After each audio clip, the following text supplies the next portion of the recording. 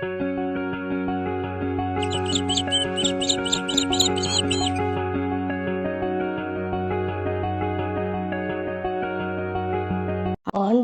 இனிய நாமத்தில் உங்களை சந்திப்பதில் மிக்க மகிழ்ச்சி அடைகின்றேன்.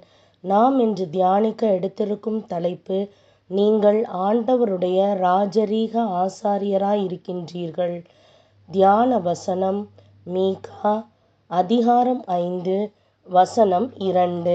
நீயோ எப்ரதா எனப்படும் பெத்லகேமே, யூதாவின் குடும்பங்களுள் மிகச் சிறியதாய் இருக்கின்றாய். ஆயினும் இஸ்ரவேலை என் சார்பாக ஆளப்போகின்றவர் உன்னிடமிருந்தே தோன்றுவார்.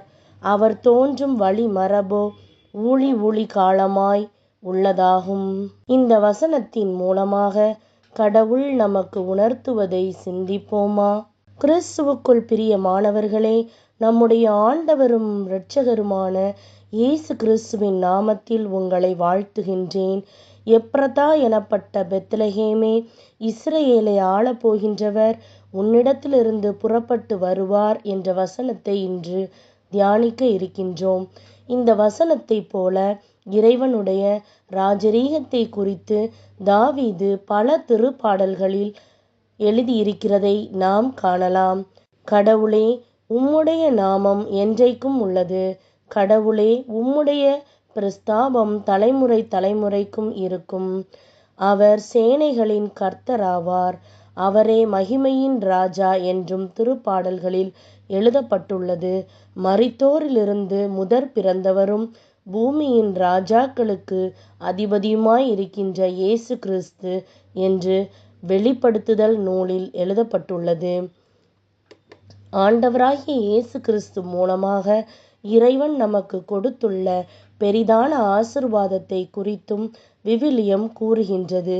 இந்த பெரிதான ஆசீர்வாதத்தை குறித்து மேலும் பார்த்தோமானால், நீங்களோ உங்களை அந்தகாரத்தினின்றும் தம்முடைய ஆச்சரியமான ஒளியினிடத்திற்கு வரவழைத்தவருடைய புண்ணியங்களை அறிவிக்கும்படிக்கு தெரிந்து கொள்ளப்பட்ட சந்ததியாயும் ராஜரீகமான ஆசாரிய கூட்டமாயும் பரிசுத்த ஜாதியாயும் அவருக்கு சொந்தமான மக்களாயும் இருக்கின்றீர்கள் என்று விவிலியம் கூறுகின்றது.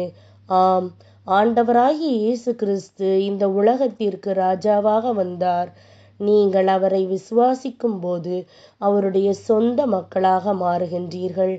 தெரிந்து கொள்ளப்பட்ட சந்ததி, ராஜரீக ஆசாரிய கூட்டம் என்று அழைக்கப்படுகின்றீர்கள். இது எவ்வளவு பெரிதான ஆசீர்வாதம்!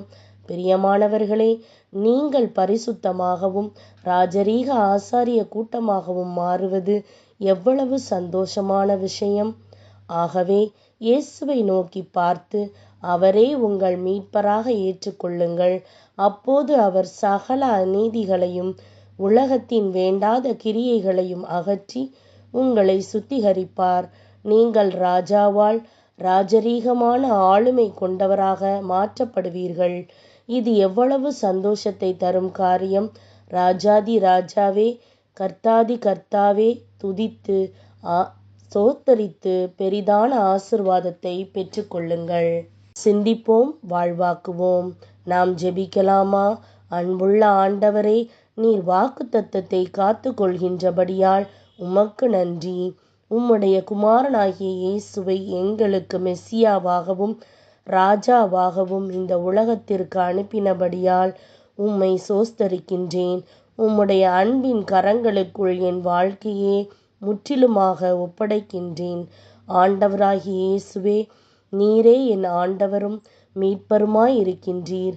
எல்லா பாவங்களிலிருந்தும் என்னை விடுவித்தருளும். என் வாழ்வில் இருக்கும் எல்லா அரண்களையும் சாபங்களையும் நொறுக்கி போடும். உம்முடைய துதிகளை மற்றவர்களிடம் பிரஸ்தாபித்து உம்முடைய பரிசுத்த நாமத்தை மகிமைப்படுத்தும் வண்ணம் என்னை